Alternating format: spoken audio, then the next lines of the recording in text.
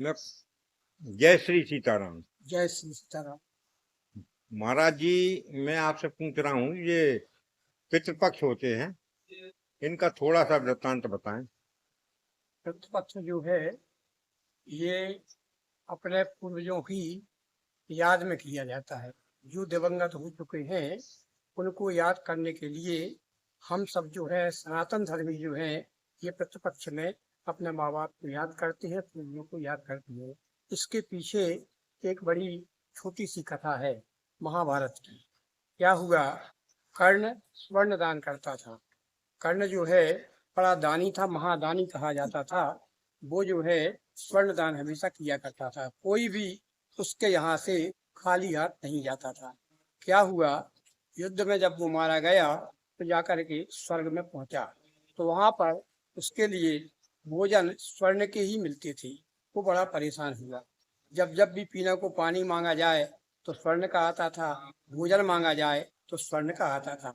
उसने निवेदन किया कि प्रभु ऐसे कैसे चलेगा, हम स्वर्ण कैसे खाएंगे। तो उससे कहा गया कि भैया तुमने जो दान किया है, जो तुमने स्वर्ण का दान किया है वही तो तुमको मिलेगा।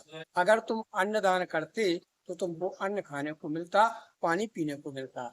अगर तुम किसी को पानी पिलाते, अन्न खिलाते तो तुम अन्न और पानी दोनों मिलते। तुमने स्वर्ण दान किया है इसलिए स्वर्ण ही तुमको मिलेगा। उसने निवेदन किया कि धर्मराज हमारे लिए आप पुनः पृथ्वी मृत्यु रूप में भेजो और वहां पर जाकर के 16 दिन तक तर्पण करेंगे, अन्नदान करेंगे। तब वो पुनः यहाँ पर आए और उन्होंने अपने पूर्वजों को तर्पण किया, जलांजलि दी, अन्नदान ब्राह्मणों को दिया, गरीबों को दिया, दीन दुखियों को दिया। तर्पण में ये जरूरी नहीं है कि हमारे पास में अगर कुछ भी नहीं है तो हम अकेली तिलांजलि और जलांजलि, जल से अंजलि को भर के अपने पितरों को दे दें तो हमारे पितर प्रसन्न हो जाते हैं। इतना कह करके वो पुनः स्वर्ग को वापस चले जाते हैं। वहां पर उन्होंने 16 दिन तक अपने पूर्वजों का तर्पण किया, अन्नदान किया, जलाग्नि दी, जल की अंजलि भर करके अपने पूर्वजों को दी, सबको पानी पिलाया, भूखों को भोजन कराया। भूखों को खास तौर से भोजन ही कराना चाहिए। तृप्त जो हैं, खाए पिए जो हैं, उनको अगर हम तृप्त करते हैं, भोजन देते हैं तो उससे कोई मायने नहीं रखता है। उनको तो भोजन कराओ, लेकिन मन में ये भावना रखो कि हम गरीबों को ही भोजन खिलाएंगे। जिनको भोजन नहीं मिलता है, वो ऐसा भोजन जो नहीं कर सकते हैं, ऐसा भोजन अगर खीर पूड़ी दही वगैरह उनको खिलाया जाए तो वो बड़े प्रसन्न होते हैं। और वो प्रसन्न होते हैं तो अपने पूर्वज भी प्रसन्न होते हैं, वो परमात्मा ही प्रसन्न होते हैं। बड़ी अच्छी बात है। संत सतावे तीनों जावे, बल वैभव और वंश, एड़े एड़े सब गए, रावण कौरव कंस। देखो, अभिमान व्यक्ति को अपने जीवन में नहीं करना चाहिए। इससे हमको इस कथा से ये निष्कर्ष निकलता है कि हम कर्ण को थोड़ा अभिमान भी था कि हम जो हैं अपने पूर्वजों के लिए स्वर्ण दान, उनके एवज में स्वर्ण दान करते हैं, वो उसको अभिमान थोड़ा आ गया था। तो व्यक्ति जो भी काम करे उसमें उसको अहंकार नहीं आना चाहिए। अगर अहंकार आ गया तो सब प्रकार से आपका किया हुआ सब बेकार हो जाता है।